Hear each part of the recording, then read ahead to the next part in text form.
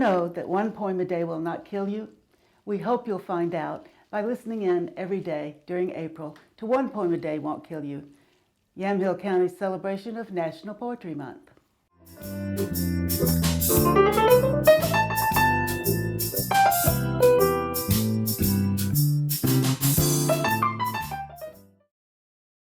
My name is Patriciafaye Marshall, and I'm going to read a poem by Phoebe Newman, and it comes from her little book entitled Sugar. The name of this poem is The Voyage of the Phoebe Diane.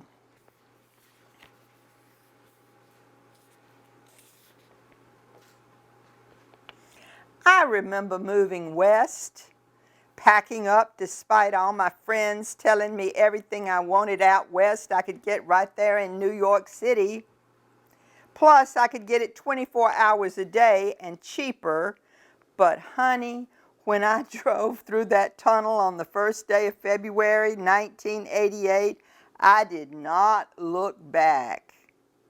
I thought about Lot's wife, just a mess of salt in the middle of the road, and how aggravating that would be to all the traffic piling up on the turnpike around my navy blue Toyota, the one with the rocking chair tied on top, the statue of the Empire State Building on the dashboard, 6 giant bags of peanut M&Ms, and 2 little cactus plants representing the desert, which was calling to me the way deserts do, with the sounds of sand and dry cottonwoods.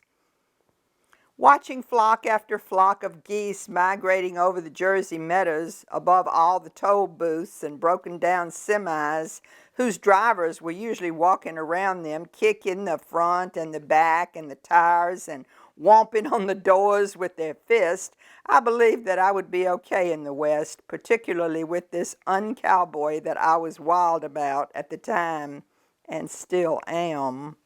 And we jumped into a red canoe and paddled the Rio Grande, the Arkansas, the Green, the Yampa, the Salmon, the muddy, beloved San Juan, and climbed mountains so high that I felt my pulse in my skull.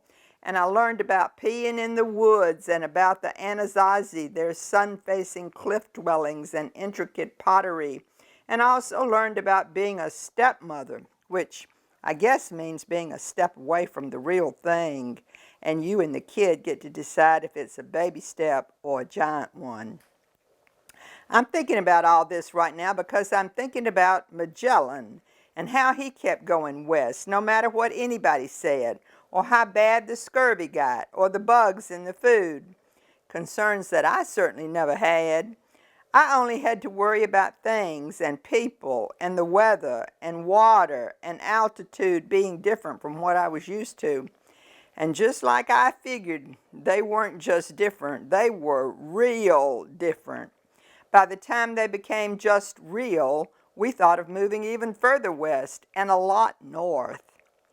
Then I found the island that Magellan found. Oh, not the same one in the tropics with fruit all around and hula dancers, but an island full of sweet people, brave people, women who taught me how to can, men who taught me how to dock a boat, people who are so kind to each other that it's hard to go away for more than a couple of days.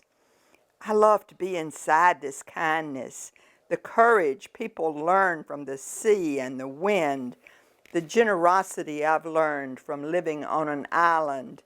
I like how kind I am becoming.